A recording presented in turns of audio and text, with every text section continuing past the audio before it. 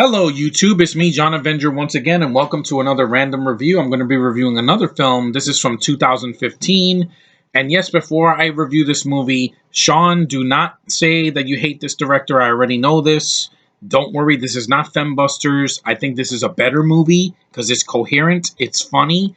There's some jokes that don't work, but I still think it was well done for this actress and for this freaking premise that has been done to death.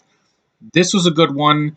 I liked his other stuff. I liked Bridesmaids and Unaccompanied Minors. This is uh, his action comedy Spy. Yes, I know this movie's not for everybody. I get it. It's a comedy. It's an action comedy with Melissa McCarthy. She is great in this movie. I'm going to say this right now. This is her most subdued performance. That's not a dramatic piece. I like the film. I know it has a lot of Brits in it and a lot of foreigners, but I'll say what was positive about this over the BS and Fembusters in those trailers. This made me laugh. This doesn't have horrible CGI. It has one actor from Fembusters that from as a lead. It's shorter. It doesn't have an extended cut. The film Feig wrote the movie, so it's more. It has more of a plot than Fembusters, and it's not a remake of something that was done better. So those are just a few reasons why this is way better. And also the casting, most of it. Melissa McCarthy plays a very likable character. She's crazy. I like how tough she gets with people. She says one line that I've been saying for 2 years. If the Nerd Pack knows what I mean about the hobo with a stick. She sees this guy in the street, and he's like, "I don't like his face," and I'm like, "Thank you, Melissa McCarthy. Thanks, Paul Feig. Thanks for writing that because that's exactly how I feel about the hobo. I don't like her face. Melissa McCarthy, chubby face. She doesn't annoy me in this movie. I prefer other actresses to her, like Katie Mixon from American Housewife and Kristen Wiig and a bunch of others. But here she shines because it's R-rated, which no Ghostbusters movie has been. It has the action sequences are pretty well done. There's some blood. Some of the CGI blood is a little wonky, but I saw that in Deadpool, so I'm not going to complain too much. There's some good stunt work. And, Jason Statham is a lot of fun in the movie. He's great in the film as this, like, bumbling, spy that's following Melissa McCarthy. He's pretty badass in the scenes. He's funny. I like the way he talks because unlike the douche nozzles that are in the new Star Wars, he can act. He can act, fight, and he's got a intimidating voice. I'll say, you wanker. He has this really awesome, manly voice. I like that. Unlike the dumbass that was in Rogue One that he's like, he has an accent like this or whatever. I don't know what his accent is. And then John Boyega. I'm sorry. Statham beats you both. Jude Law. He's not in the film that much, but he does an American accent. I think he's fine in the film. He's a lot better than in King Arthur, The Legend of the Sword. I can tell you that much. Because him and Melissa McCarthy are friends in the movie, and I buy it. Now, there are some negativities. Don't think that this movie is perfect because it's not. One major flaw in the casting is that girl right there, Rose Byrne. I'm sorry. I hated her in this movie. In Bridesmaids, I didn't like her in that movie. In Neighbors, I thought she was the weakest link of that film. I thought she was not needed. She wasn't funny. Here, she is so freaking annoying. She's this heiress that's so freaking annoying. She's got this British accent that I'm like, please just shut up. Just shut up. Shut up, Rose Byrne. You're not British. You're freaking Australian.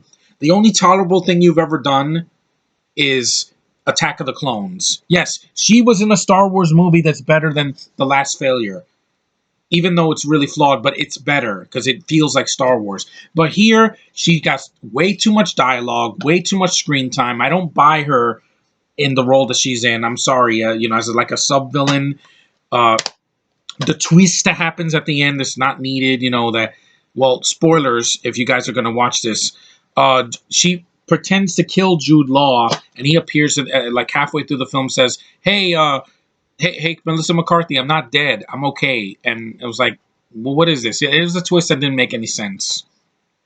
So Rose Byrne is the worst actress in the movie. I did not find her funny. I wanted her to die in the film so many times. And no, like I said again, I am not a racist because I said Jude Law and Jason Statham are fine in the movie. Also, the lady that plays Melissa McCarthy's friend, Miranda Hart, she was so annoying. I didn't like her. She's just the most British ghost. It's like, oh, it tastes like a rot's arse, and I'm like, I'm sorry. I hate that accent and the fact that it's coming from an unattractive woman like Miranda Hart. I never heard of her. Don't care about her. She's non-funny. Get her out of my sight. The rest of the cast is fine. Bobby Cannavale, he's okay. He's there as the villain. Allison Janney, she's a really good actress. I like that she's a normal boss, but she's, a no nonsense kind of boss.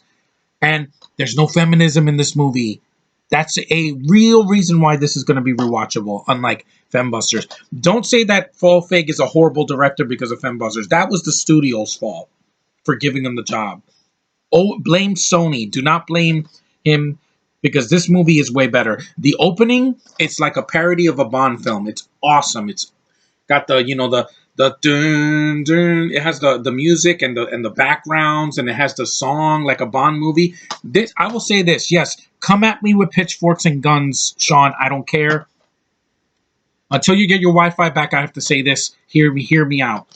This is better than Spectre. Spectre was a boring, freaking long ass movie that I was just so tired. Daniel Craig looks bored out of his mind, and it didn't feel like a Bond movie. It felt like a really dry Christopher Nolan movie. Yeah, it felt like a half baked version of like the Dark Knight or something. It felt half baked. I'm sorry. At least the Dark Knight, it's long, but it's interesting. Spectre, I was bored to death. This came out the same year. It's funny. It's lighthearted at times, which is good. The humor, yeah, the toilet humor is not needed. There's a guy that farts. I get it.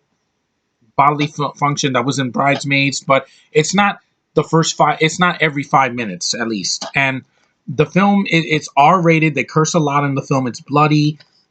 Melissa McCarthy actually is in some of the fight scenes, so I can see what's going on. She's like hitting people with pans. I'm like, good, slapstick humor from back in the 30s with Tom and Jerry. That's interesting to me. It's not bad CGI ghosts like getting inside of her or anything like that, or vomiting in Kristen Wiig's face. Screw you, Sony. That's not funny.